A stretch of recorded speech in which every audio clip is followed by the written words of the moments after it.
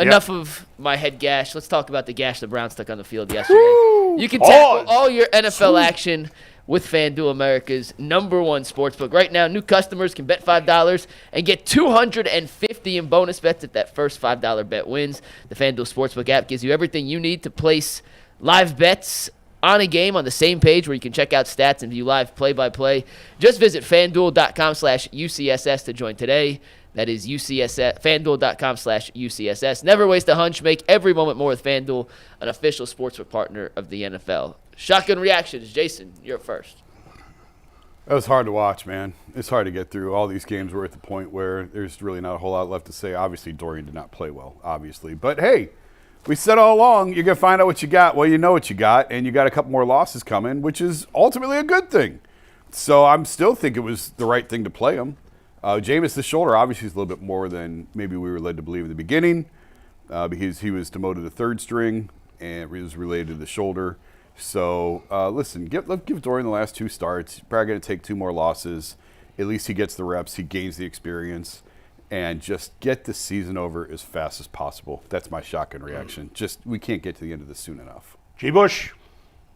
Man, this episode ain't going to be for everybody. I'm going to let you know right now. This is barbershop-esque G-Bush. Let me just keep it real with you.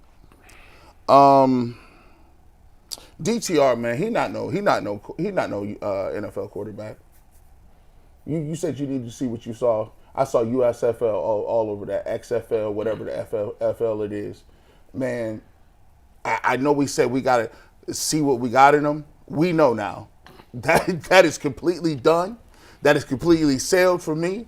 Do you know that these people had 0 passing net yards? How do you have 0 net passing yards in the first half? And the problem I have now is when you take these many L's, when you start losing these many games, it's almost like going outside at a mud wrestling event wearing all white. Even though you might not be as culpable and you might try your best to stay clean, that mud gets on everybody if you're wearing white. And right now that mud looks like it's terrible. It's nasty work on everybody. Jimmy Haslam talked to Aditi before the game, and he was like, oh, yeah, everything's great, everything's fine, everything's cool. And everything ain't fine, everything ain't great, and everything ain't cool. Because right now, there's a good opportunity and there's a good chance that the Cleveland Browns are going to have to prove to Myles Garrett that they actually are trying to win, and they aren't. There's nothing they can do to prove that they're trying to win. They are not trying to win. And consequently, you're going to lose one of the best players of this generation. You're going to lose a generational player, and we're going to get these picks. And they're going to parade these picks around like these are going to be game life-changing picks. There aren't. You know how hard it is to draft a Myles Garrett, even at number 1? Do you know how hard it is to get players like Myles Garrett or even players like Denzel Ward?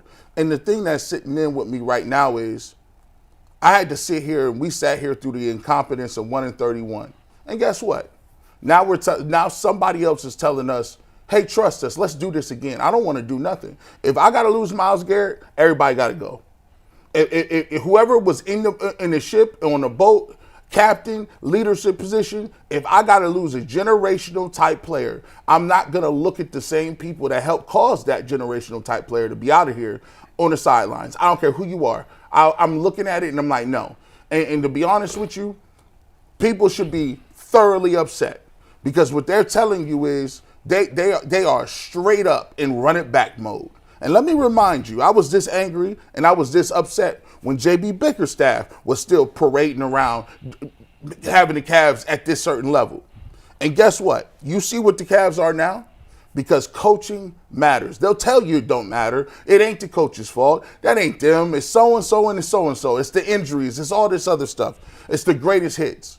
If you telling me that since 1989 you have not had back-to-back winning seasons, that's ineptitude at the top highest levels. So for me, elections have consequences. If you tell me that the president controls gas prices, which is not true, and the president controls grocery prices, which is not true, but yet still it was on his watch where the prices went up and we get rid of him, What more can you do for a coach in the front office that consistently has messed up their 3-11? It might not be all their fault, but it was on your watch. So, yeah, I'm sorry. I can't watch too much more of it because I'm not going to reward people for bad behavior. I'm not going to reward you for being terrible by giving you a whole host of new picks and saying, go find another quarterback, which you have not done or doing anything with the ones you got. I'm sorry. I'll save my DTR thoughts because we get more in depth with him in just a little bit. But the bottom line is, when it comes to the Browns, first of all, it's going to be they're obviously now locked into their worst season since they went 0-16. I thought we were past the days of the Browns being Drek, that we had reached a level where even when they had a bad season, they'd at least win 6 or 7, and it wouldn't be an utter disaster. This season's an utter disaster. G said that the Browns are not trying to win. See, I think it's worse than that, because I think they are trying to win. They just have no clue how to do it. This team spent more money in actual cash than any team ever has in the history of football in one season. And yet they're going to finish the season 3-14. I can't get angry about yesterday's game because the game was even a little bit closer than I thought it would be. I thought they'd get destroyed, and they got destroyed. So, and by the way, I'm not giving the defense credit. Don't tell me they played a great game. They played great in the second half, but they gave them 17 in the first half. I know the Bengals offense is good. Still, 17 points allowed in the first half is terrible. So, yeah, they buckled down and they played better in the second half, outside of the touchdown when the game was over late. But the defense has been mediocre all season long, and that continued yesterday. And I think what sums up the Browns is the fact that Cade York hit a 59-yard field goal at the end of the first half. Career long for him. It tied a Bengals franchise record. And that basically sums up the Browns. And Dustin Hopkins, who got given the week off to sort things out, missed the extra point. Right.